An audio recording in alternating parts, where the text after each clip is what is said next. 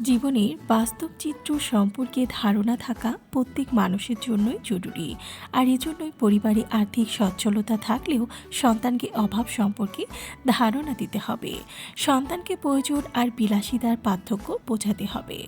এক্ষেত্রে বাবা মায়ের ভূমিকা গুরুত্বপূর্ণ, কারণ শিশুরা অনুকরণ প্রিয়।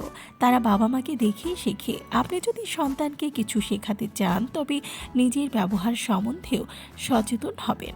মুখ ফুটে চাইলেই সাথে সাথে সব পাওয়া যায়, এমন ধারণা যেন আপনার সন্তানের না হয়। প্রয়োজন আর বিলাসিতার মধ্যে পার্থক্যটা বোঝাবেন।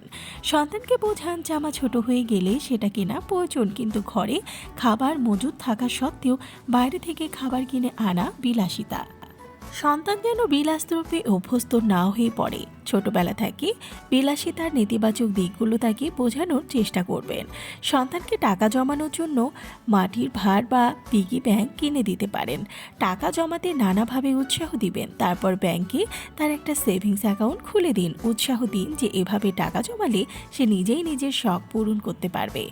এছাড়া সন্তানকে অভাব সম্পর্কে ধারণা দেওয়ার অনেক গুরুত্বপূর্ণ দিক রয়েছে, যেমন জীবন সবসময় একই রকমভাবে নাও চলতে পারে। বাবা মায়ের কর্মক্ষেত্রে সমস্যা হওয়া, হঠাৎ করে চাকরি হারিয়ে যাওয়া, এসব তো নিত্যই ঘটছে। তখন যাতে জীবনযাত্রার মান পরিবর্তনে সন্তান অতিরিক্ত সমস্যায় না পড়ে, সেদিকেও খেয়াল রাখা জরুরি।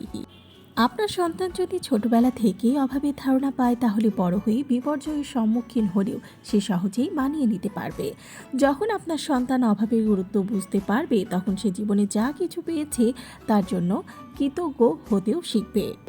সন্তান বুঝতে শিখবে চাইলেই সব কিছু পাওয়া যায় না, কঠোর পরিশ্রমের দ্বারা জীবনে সব কিছু উপার্জন করতে হয়। আপনার নিজের জীবনের নানা ওঠাপড়ার অভিজ্ঞতা সন্তানের সাথে শেয়ার করবেন।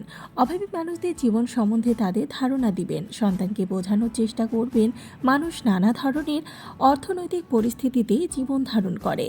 সরল জীবন যাপন করবেন। অপ্রয়োজনীয় বিলাসবহুল জিনিসপত্র কেনার পরিবর্তে সন্তানকে সরল জীবনযাপন করতে শেখান। যা কিছু আছে তার জন্য কৃতজ্ঞতা প্রকাশ করতে শেখান আপনার সন্তানকে।